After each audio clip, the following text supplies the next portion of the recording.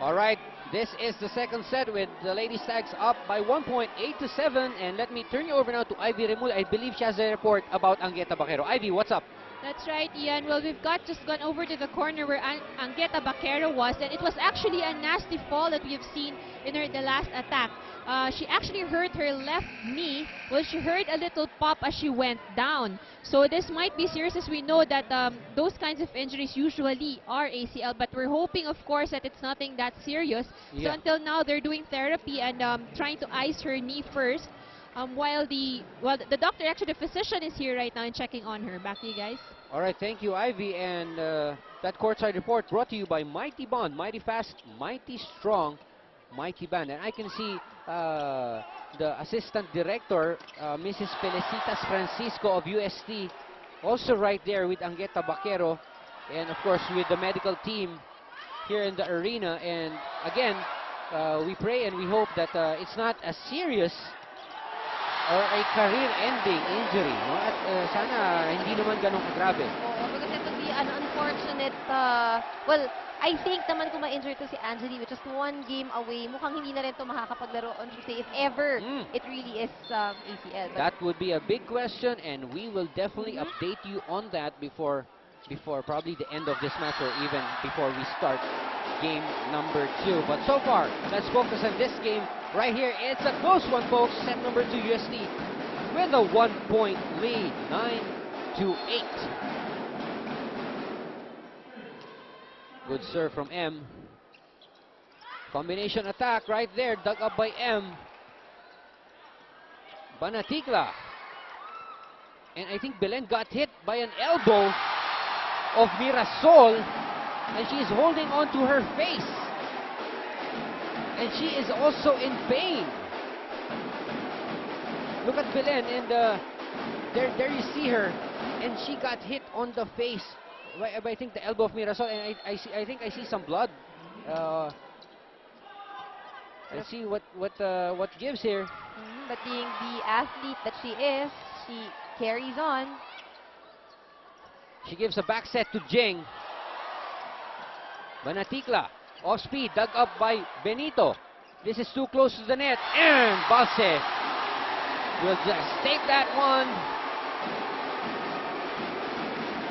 Feel UST the on top. energy on the Yeah. side of UST.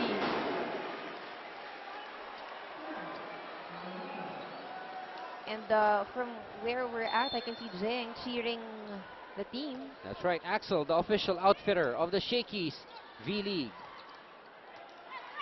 The defense of UST is the one that's making it hard for the Lady Stags to put up the points on the board. 2 touches called on Belen. And this is an early timeout by Coach Roger. Why? The Lady Stags are down by 4 in this very important second set. Let's listen in Coach Roger. Pumalo ka, tensyonado kang pumalo eh. Makakapalo ka na, makabisig ka muna. Lahat ng pinalo mo papunta doon sa kabila, di isa, wala kang pinatay. Eh pwede naman pumalo sa papunta rito. Ay, nasa ilalim ka ng bola, kanina pa ka pa sinasabi siya, huwag kang magpailalim sa bola.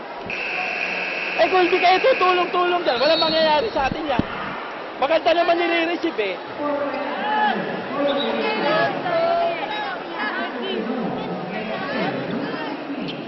This is the arena in San Juan on this afternoon of exciting women's volleyball action. All the fans have come out and they have come to support the 2 top teams, and for this conference, the Lady Stags and the Lady Tigers of UST. 12-9 with the Lady Tigers still on top by 3 in this second set.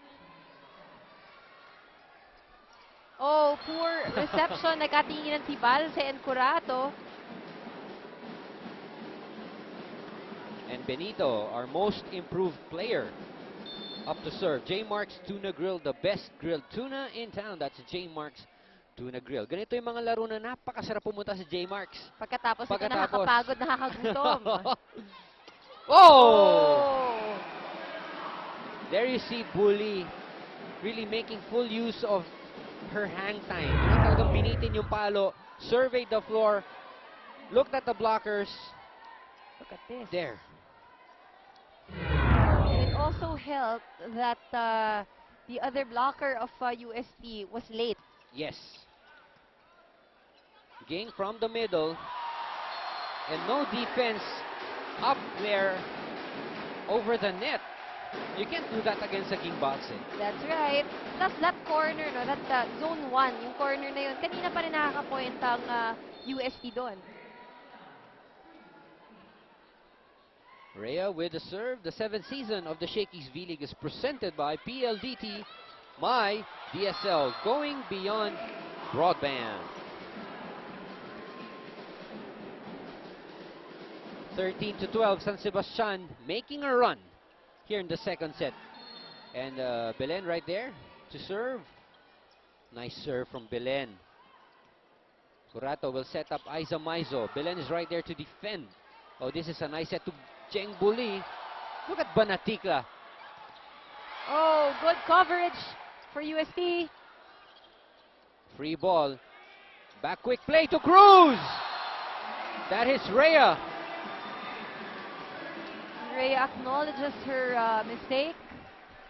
And we are tied at 13 here in the second set. And why do I have a feeling that we're going to be in for a long game? Woo! Oh, that is too close. What a save from Jeng Buli. Roses! From the floor. Oh! But Balse just effectively and efficiently hammers that ball from the middle. Look at this play. That was against two blockers, but King Balse too good in that sequence. And what's so nice about that sequence, Anne, was that after that play, the crowd really appreciated. You know that yung crowd natin medyo intelligent na rin when it comes to appreciating good plays here in the V-League, in the Shakey's V-League, and that's what we like to see. You know, intelligent fans that are really yung know-how nila sa volleyball has increased through the years. That's correct. And what's working right now for pero parang medyo napapagod ng konti si Jeng Buli. Yeah, I noticed that. She's really very effective this afternoon, pero I think for her to be able to at least extend yung endurance, yung lakas niya para sa game na ito, kailangan ng tulong ng ibang attackers din. Look at her. She's really trying to catch her breath, and you see her really panting and trying to get air. Which is not usually the case, actually. She is giving it her all. I admire this girl. Whenever she goes out on the floor, she just gives it her all. San Sebastian now taking the lead at 15-14 in the second set. Well, yes, as you've mentioned to si Jeng Buli, giving it her all in terms of attacks. She has already scored 7 points and with 4 excellent digs. 15 all with that Maizo hit. Wow, this is an exciting series, I bet you. Shakey's, if it's fun, family pizza, it has got to be Shakey's. Banatikla with the serve. Suzanne Roses. That touched the floor already.